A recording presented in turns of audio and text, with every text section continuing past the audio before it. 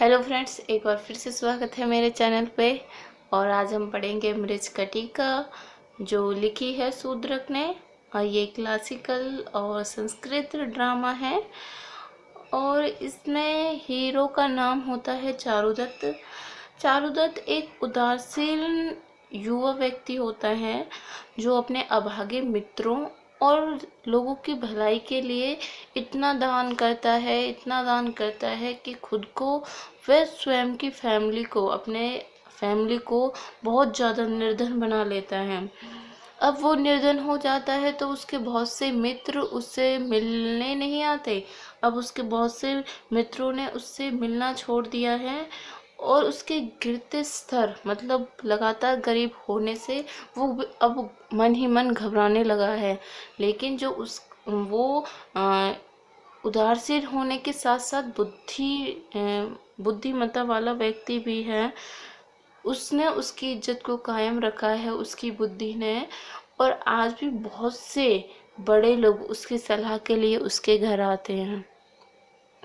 चारुदत्त होता है, उसकी शादी हो रखी होती है, उसके अभी एक बच्चा होता है, उसका पुत्र होता है जिसका नाम रोहसेन होता है। रोहसेन छोटा बच्चा होता है। और लेकिन जो चारुदत्त है वो एक नृत्य की फसन सेना से बहुत ज़्यादा अट्रैक्शन में आ जाता है, जो कि बहुत काफ़ी सम्मान होता है फसन सेना का, और बहुत ज़्यादा पैसे वाली भी होती है। तो वो अचानक कूमा के मंदिर में मिल जाते हैं और दोनों बहुत अच्छी अच्छी बातें करते हैं। फसन सेना बहुत ज़्यादा स्नेह देती है चारुदत्त को। और अचानक से संस्थानक, जो राजा पालक का आधा पालक बहनोई है, अपने सैनिकों के साथ वसंत सेना का पीछा करते करते वहां पहुंच जाते हैं। और जो राजा पालक का जो संस्थानक, जो आधा पागल बहनोई है, जिसे सकार भी कह सकते हैं, वो और उसके सैनिक वहाँ वसंत सेना को धमकी देते हैं कि वसंत सेना तुम कहीं भी हो, बाहर निकलो। तो इस चीज़ से बचने के लिए चारुदत्त और वसंत सेना एक सुरक्षित स्थान पर भाग जाते हैं। और उन दोनों का प्यार छिपकर मिलने से और ज़्यादा बढ़ जाता है। तभी वसंत सेना चारुदत्त को एक आभूषण से भरी हुई टोकरी उसके हाथ में देती है और कहती है कि जब हम अगली बार मिलेंगे तो तुम इसे वापस मुझे कर देना। तो फिर कुछ दिनों बाद जो चारुदत्त के घर में एक चोर, जिसका नाम सार्वलिक होता है, घुस आता है और उन आभूषणों को चुरा लेता है जो वसंत सेना ने चारुदत्त को दिए थे, ताकि वो अपनी प्रेमिका मदनिका को वसंत सेना से छुड़ा सके, जो कि उसने खरीद रखी है, और उससे शादी कर सके। तो जो सार्वलिक होता है उन आभूषणों को लेकर चारुदत्त के घर से चुराकर वसंत सेना को दे देता है और अपनी प्रेमिका को छुड़ा लेता है और शादी कर लेता है। लेकिन जो वसंत सेना है उन आभूषणों को देखकर ही पहचान जाती है कि ये आभूषण तो मेरे हैं, सार्वलिक के पास कैसे आए। इसका मतलब सार्वलिक ने चारुदत्त के घर से ये आभूषण चुराए हैं। तो जैसे ही उन्हें एक्सेप्ट कर लेती है खुशी से और उसे फ्री कर देती है। लेकिन वो सोचती है कि अब ये इस चीज़ की जानकारी मुझे चारुदत्त को फटाफट से देनी चाहिए कि जो आभूषण है वो चारुदत्त के घर से चोर चुके हैं। लेकिन दूसरी ओर चारुदत्त है वो घबरा जाता है कि वसंत सेना के आभूषण कहाँ चले गए, किसने चुरा लिए। और वो घबराहट में अपनी पत्नी का मोतियों का हार उन आभूषणों के बदले वसंत सेना को भेज देता है। ये सारी बातें जब चारुदत्त के मित्र को पता चलती है, जिसका नाम मैत्रेयी होता है, तो बहुत दुखी हो जाता है और उसे सलाह देता है चारुदत्त को कि तुम ना वसंत सेना से दूर ही रहना, वो तुम्हारे लिए सिर्फ दुख लाने वाली है, और जो कुछ भी तुम्हारे पास बचा है ना, उसे भी वो कुछ योजना बनाकर तुमसे ले लेगी। तो जो चारुदत्त होता है उसकी बातें सुन तो लेता है, लेकिन इस एडवाइस को फॉलो नहीं करता। वो उस वसंत सेना को अपने शादी करके घर ले आता है। तभी वो वसंत सेना चारुदत्त के बेटे रोहसेन से मिलती है, जो बहुत उदास रूप से खड़ा हुआ होता है कोने में। और वो उसकी उदासी का कारण पूछती है, तो वो बताता है कि अभी वो अपने मित्र की सोने की गाड़ी से खेल के आया है और अब उसे अपनी मिट्टी की गाड़ी से नहीं खेलना जो उसकी नर्स ने उसके लिए बनाई है। इस बात से वसंत सहना बहुत दुखी हो जाती है, मतलब दया से भर जाती है रोहसेन के प्रति और अपने आभूषणों से उसकी मिट्टी की गाड़ी को भर देती है। जो रोहसेन होता है वो खुश हो जाता है और अपनी मिट्टी की गाड़ी से खेलने लगता है। तभी जो चारुदत्त है, जो वसंत सेना को शहर के बाहर बगीचे में मिलने के लिए बुलाया है, वहाँ वसंत सेना उससे मिलने, चारुदत्त से मिलने के लिए जाती है।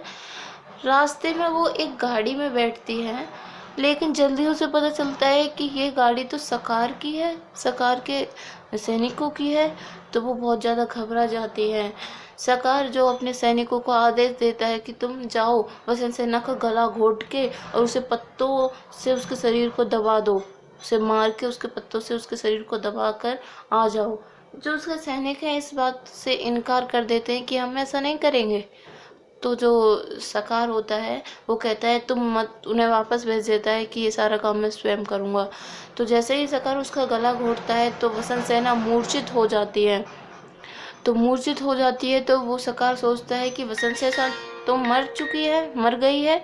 तो इस चीज़ का आरोप वो फटाफट से चारुदत्त पे लगा देता है, क्योंकि वो चारुदत्त से जलता है, क्योंकि वसंत सेना चारुदत्त से प्यार करती है और सकार जो कि वसंत सेना से प्यार करता है, वसंत सेना उससे प्यार नहीं करती। इस चीज़ से जेलस के वजह से वो सारा आरोप, हत्या का आरोप चारुदत्त पे लगा देता है। चारुदत्त जैसे ही राजा के न्यायालय में पेश होता है, वो कहता है कि मैंने ये अपराध नहीं किया, मैंने वसंत सेना को नहीं मारा है। लेकिन जो राजा कहता है कि जो सारे सबूत हैं वो तुम्हारी ओर इशारा कर रहे हैं कि हत्या तुमने की है, क्योंकि तुम्हारा बगीचे में वसंत सेना का इंतजार करना और उधर दूसरी ओर तुम्हारे बेटे की जो मिट्टी की गाड़ी है सारे आभूषण से भरी हुई है वसंत सेना के। तो ये सब इशारा करती हैं कि हत्या तुमने की है। इस चीज़ को देखते हुए राजा जो पालक होता है वो चारुदत्त को मृत्युदंड सुना देता है, मृत्युदंड सुना देता है। लेकिन जो वो होती है, जो मृत शरीर है, जो स्त्री का मृत शरीर है, वो असल में वसंत सेना का नहीं होता, वो किसी और औरत का होता है, जिसे सब लोग वसंत सेना का सोच रहे होते हैं।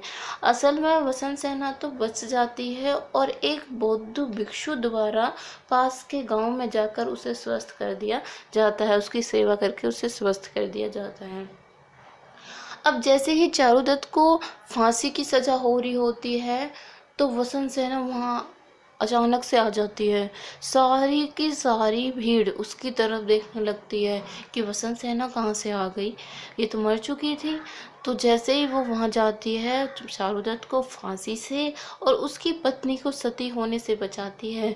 तीनों अपने आप को परिवार घोषित करते हैं और फिर वसंत सेना राजा के दरबार में जाकर सारी सकार की सच्चाई बताती है कि असलियत में अपराधी सकार है, चारुदत्त नहीं। सकार ने उसे मारने की कोशिश की है।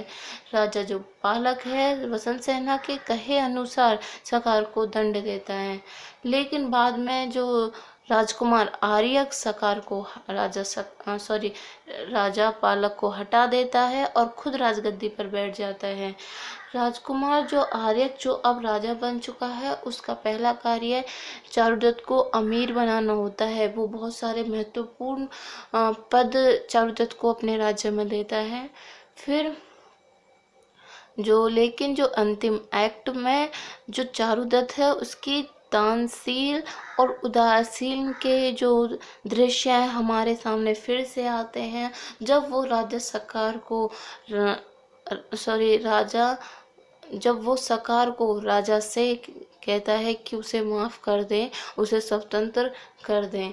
तो राजा चारुदत्त के कहे अनुसार राजा आर्यक सकार को माफ़ कर देते हैं और उसे स्वतंत्र कर देते हैं। तो यह थी मिर्च कटी का ड्रामा जो रिटन बाय है शूद्रक के, और आई होप आपको पसंद आए। और प्लीज़ मेरे